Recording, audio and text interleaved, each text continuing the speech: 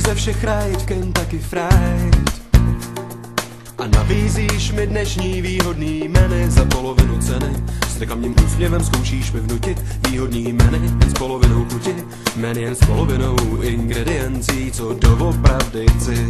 Menu, kde půlka chodů je jenom do počtu a to je ten hlavní důvod, proč tu u okýnka váhám zatěšit hlad s něčím, co nemám rád. Vždyť víš, co chci. Já vím, ale nejde o to, kdo co chce. Vždyť víš, co chci. Já vím, ale já mám svoje instrukce. Vždyť víš, co chci. Já vím, ale nabídka určuje poptávku.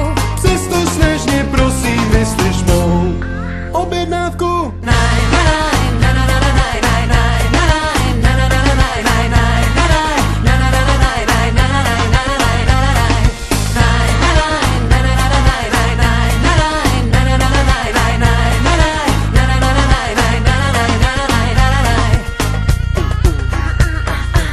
Všemu, co bych objednat si lejs, musím si vzít i něco, co se mi hnusí a k tomu super size. Co pak jsem mohl nadít se, že co chci bylo jen v sezónní nabídce. Ruku svírám v pěstavních bezednej hernek hořkosti jen za 36. Kam jsem to došel, je to má mekači, jsem opět jenom v mekáči a má paní je vítězkou, klání mi z kompromis.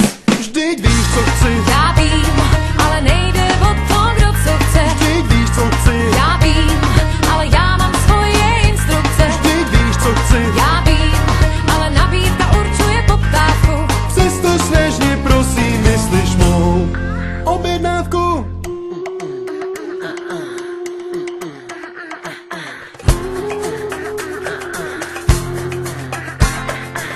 Došel jsi až ke mně, tak bys měl si něco dát. Všechno se dá strávit, když je hlad. Frontu jsem si vystál, najednou není oč stát. Láska v housce, instantní cit, prefabrikát. Já vím, co chceš. No jo, ale nejde o to, kdo co chce. Já vím, co chceš. No jo, ale ty máš ty svý instrukce. Já vím, co chceš. No jo, ale nabídka určuje poptávku. Tak už pochop, že nepřijmu tvou objednávku. Vždyť víš, co chci. Já vím, ale nejde o to, kdo co chce. Vždyť